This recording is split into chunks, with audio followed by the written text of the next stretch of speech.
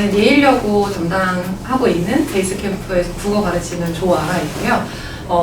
저는 여기 은평 지역에서도 국어 가르치고, 그 다음에 이제 송파, 대치, 그리고 평촌, 그러니까 이제 좀 학원가에서 중심이라고 할 수 있는 그 지역들에서 국어 가르치고 있고요. 그리고 이제 고1, 2 대상으로는 국어를 가르치고, 고3 대상으로는 이제 수시에서 인문 논술, 약술 논술, 요것도 한 7년 정도 가르치고 있는 강사입니다. 자, 일단 오늘 그 예일여고 이제 설명에 들어갈 때, 제가 이제 2025년에 이제 고1에 들어가게 되면 한 해 동안 어떤 시험들을 좀 보는지 간략하게 표로 보여드리고요. 그 다음에 이제 예일여고 시험 출제 경향이 어떻게 되고 대비를 어떻게 해야 되는지 요 2번, 3번에서 기출문제 실제로 제가 보여드리면서 말씀을 드리고, 그 다음에 이제 3월부터 저의 커리큘럼이 어떻게 진행되는지 말씀드리면서 마무리해드릴게요. 자, 일단 이거는 학교 처음 들어가면은 아마 선생님들께서 프린트로 또 나눠주실 거예요. 그래서 요거는 연간 일정이고요. 일단 1, 2월에 지금 저희 학원 기준으로 예비고 겨울방학 특강 시작이 되고, 이제 3월에 딱 들어가면은 3월 말에 이제 3월 모의고사 볼 거거든요. 그래서 이 3월 모의고사는 출제 범위가 이제 중학교 전 과정이기는 한데 사실 좀 난이도가 들쑥날쑥해요. 네.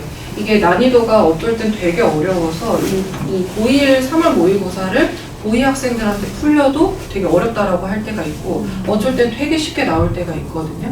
근데 이제 작년 같은 경우는 조금 어려운 편이었어요. 네, 그래서 올해 예상하기로는 조금 쉽게 나오지 않을까 싶은데 그건 또 아직 미지수니까 요거 좀 준비가 덜 되셨다고 하면은 아직 좀 남은 기간이 있으니까 그 기간 동안 고등국어 모의고사 한 2개년치 3월 모의고사 좀 풀어보시는 게 좋겠다. 네, 이렇게 추천을 드리고요.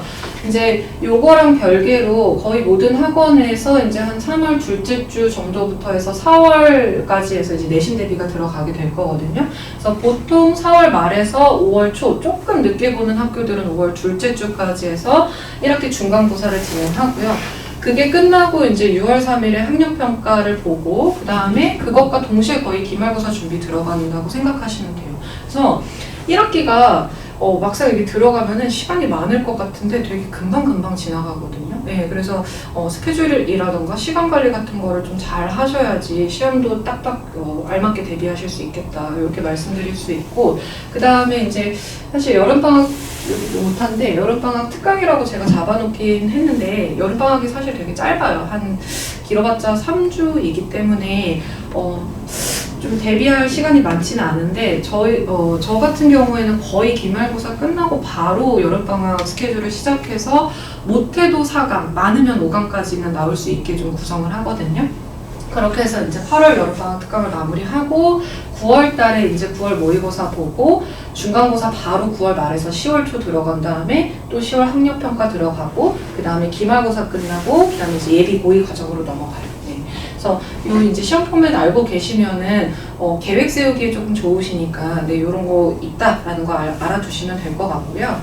그 다음에 이제 예일여고 출제 범위와 경향인데, 예일여고 조금 일단 특징적인 게 객관식하고 서답형이 같이 나오는 게 좀 특징적이에요. 네, 그리고 문항수 보시면은 객관식 20문항에 서답형 6문항이잖아요. 그러면 총 26문항인데 이게 문항수가 많은 게 아니에요. 많은 학교는 35에서 대성고는 40문항까지거든요. 올 객관식이고. 그럼 이제 물론 각각의 이제 문항수가 많을 때랑 적을 때 다 장단이 있긴 한데, 이제 이렇게 되면은 한 문제당 배점이 높아지기 때문에 실수가 있으면 안 되겠다. 네, 문제당 배점이 아주 낮은 거는 2.9점, 보통 3점대예요. 네, 그러니까 상위권을 유지하려면 실수 없이 꼼꼼하게 해야겠다. 네, 그리고 이제 서답형 같은 경우는 문장형이라기보다는 거의 단답형이긴 한데요. 서답형이 조금 까다롭게 나오는 편입니다. 네, 뭐 보기를 많이 줘가지고 여기에서 적절한 것을 고르시오 이런 식으로 준다던가, 아니면 이제 문법에서 서답형이 나오는 경우가 많은데, 예일여고가 특징적인 게 문법을 되게 어렵게 내는 학교 중에 하나거든요. 그래서 문법이 이제 서답형으로 나오게 되면은 학생들이 되게 어렵게 느낀다. 그래서 문법 파트가 시험범위에 포함이 된다. 뭐 이런 데 거의 다 포함이 되는데요. 그 꼼꼼하게 좀 공부를 해줄 필요가 있겠다. 그리고 이제 교과서 위주 출제, 모의고사 출제 넣어놨는데, 그 예일여고 설명회 이제 한두 번 들어보신 어머님들께서는 아시겠지만 원래 예일여고는 교과서 중심으로 출제하는 학교였는데 작년 이제 2학기 정도부터 해서 모의고사 범위가 포함되기 시작했거든요. 근데 이거를 그럼 어떻게 이렇게 생각하실 필요는 없고요. 거의 모든 학교에서 교과서, 그 다음에 부교재, 모의고사 요거 들어가는 게 일반적인 포맷이에요. 네, 그러니까 예일여고만의 어떤 특징점이라기보다 네, 이제 요거까지 출제가 된다. 네, 그러니까 당연히 이제 학습량이 조금 많아지니까 네, 요거 좀 조절을 좀 잘 하셔야 되겠죠. 막 몰아서 공부한다거나 또는 뭐 감으로 준비한다거나 이거는 이제 거의 불가능하다. 네, 그래서 그래도 교과서 중심으로 출제가 되기는 하는데 교과서 공부하는 건 당연하고요. 내신이기 때문에 교과서 범위 들어가는 거 공부는 당연히 해야 되고 모의고사는 수업을 하지 않았거든요. 작년에. 네. 그렇기 때문에 모의고사 지문 분석이라든지 문제 분석 이런 거 꼼꼼하게 하셔야 돼요. 왜냐면 모의고사 문제가 출제될 때 원문 그대로 출제가 되는 게 아니거든요. 네. 그래서 원래 지문은 그대로 가지고 오는데 문제를 변형해서 내기 때문에 그 변형된 문제에 적응해서 바로바로 답을 도출을 하려면 그 지문 분석, 문제 분석은 기본이 되어야 되는 거예요. 근데 이제 이게 학교 수업을 안 해주다 보니까 이게 좀 어려울 수 있죠. 네, 근데 이제 저랑 수업을 하시게 되면 수업에서 다 같이 지문 분석 해드릴 거니까 그렇다 하더라도 이제 공부는 해야 됩니다. 이거 알고 계시면 될 것 같고요. 그 다음에 이제 1학기, 요 부분은 사실 이제 예일여고만의 내신 특징이라기보다는 거의 대부분의 학교에서 요 포맷으로 1학기, 2학기가 진행이 되는데 1학기는 이제 현대문학 플러스 현대문법. 그래서 현대문법이라고 하면은 의문의 변동이라든지 뭐 아니면은 높임 표현, 뭐 시제 표현 이런 거. 또는 이제 뭐 단어라든지 이런 것들이 이제 출제가 되고요.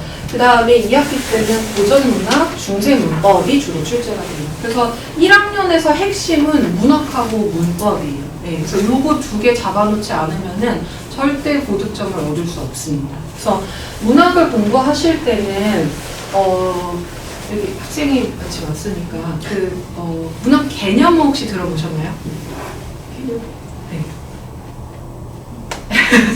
그러니까 요 개념어라는 게 뭐냐면은 이제 이런 거예요. 그 역설법이 무엇이냐 들어보셨죠? 역설법. 그리고 뭐 시상을 마무리한다. 또는 뭐 자연물을 역동적으로 표현한다. 이런 단어들이 무엇인지 알고 있어야 돼요. 그러니까 개념어는 쉽게 생각해서 문학을 분석하는 틀이고 기준이고 이론이다 이렇게 생각하시면 돼요. 근데 보통 중학교 때는 그냥 간단하게 물어봐요. 밑줄을 쳐놓고 이거는 역설법이야, 이거는 반어법이야 이렇게 물어보는데 이제 고등학교 올라가면은 역설법을 사용하여서 무엇을 드러내고 있다. 이런 함축적 의미까지 묻거든요. 그럼 두 가지를 다 아셔야 되는 거예요. 이해되시죠? 그래서 문학 공부하실 때는 그냥 작품을 읽고 문제 풀고 이렇게 하는 게 아니고 왜 여기서 이 표현법을 통해서 뭘 드러내고자 했는지 왜 이 선지가 맞는지 이렇게 꼼꼼하게 분석하는 연습을 해야 내신에서 대비를 할 수 있겠다. 그리고 내신뿐만 아니고 모의고사도 다 그런 식으로 나오기 때문에 반드시 기초 잡아두셔야 되고요. 그 다음에 문법은 뭐 아무리 강조해도 지나치지 않습니다. 이제 보통 학생들이 문법 어려워 하거든요. 근데 이제 문법은 약간 수학적으로 접근을 하셔야 돼요. 수학도 이론 모르면 문제 못 풀잖아요. 문법도 똑같거든요. 그 말은 다시 뒤집어서 얘기하면은 이론을 정확하게 외워두면은 문제에서 웬만한 거 풀 수 있는데 이제 우리 아이들이 이 이론 암기하는 거를 되게 싫어해요. 네. 근데 어쩔 수 없습니다. 네, 그래서 무조건 1학년 때 문법을 제대로 끝내놓는다. 그리고 사실 현대문법이 베이스가 잘 안 되면 중세문법도 좀 어려워요. 이게 왜 그러냐면은 이제 중세문법에서 문제 물어볼 때 현대문법하고 비교하는 문제가 나올 수 있거든요. 네, 그래서 제가 이제 가르쳐 보니까 이 중세문법 어려워하는 친구들 중에는 더러 현대문법이 좀 베이스가 약한 친구들이 있더라고요. 그래서 1학기 때 이제 배우는 과정 충실하게 좀 이행하셔야 된다. 그래서 만약에 이제 지금 사실 시간이 얼마 남지 않았기 때문에 뭐 이 기간 안에 문법 어떻게 할 수 있나요? 이렇게 불안해하실 필요는 없고요. 일단 어차피 학기 중에 이 내용을 같이 다루게 되기 때문에 학기 중에 배울 때 충실하게 좀 따라오시면 되거든요. 네. 네, 그리고 이제 여름방학 때 제가 미리 중체문법 선행을 나갈 거예요. 네, 그래서 이거 너무 걱정하실 필요 없겠고, 그 다음에 이제 제가 뒤에 실제로 기출문제 나왔던 걸 좀 가지고 왔는데요. 이건 작년 기출이에요. 이 작년 기출문제 보면은 여기 보시면은 자모음 체계에 대해서 배워보겠습니다. 짝끼리 서로 질문하면 복습해봅시다.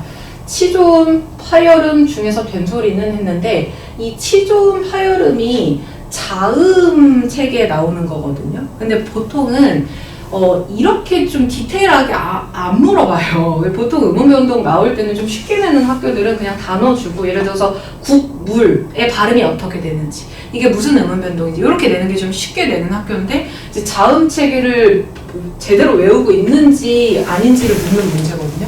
그러니까 되게 꼼꼼하게 공부를 해야 되는 거예요. 네, 그래서 좀 어렵다. 그리고 여기 보시면은 이제 부분 점수, 원래는 이제 막 하나 틀리면 다 틀리고 이랬는데 그래도 조금 나아진 거는 부분 점수를 좀 준다. 네, 근데 뭐 점수 하나 깎이는 게 사실 상위권에서 하나로 다 갈리기 때문에 다 맞아야 되겠죠.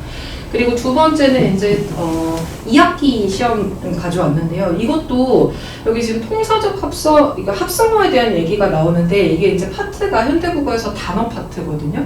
근데 이제 제가 작년에 고등학교 1학년을 한 8개 학교를 이제 지역을 나눠서 좀 했는데, 이 단어 파트를 다루는 학교가 그렇게 많지가 않아요. 왜냐면은 교과서에 포함이 돼 있는 교과서도 있고 안 돼 있는 교과서도 있거든요. 네. 보통 다루지 않고 그냥 이제 배경 지식으로 깔고 가는 학교들이 많은데, 이제 예일여고에서는 이걸 문제로 낸다. 네. 그래서 문법이 되게 중요한 학교다라는 거 알아두시면 좀 좋겠고, 그 다음에 이제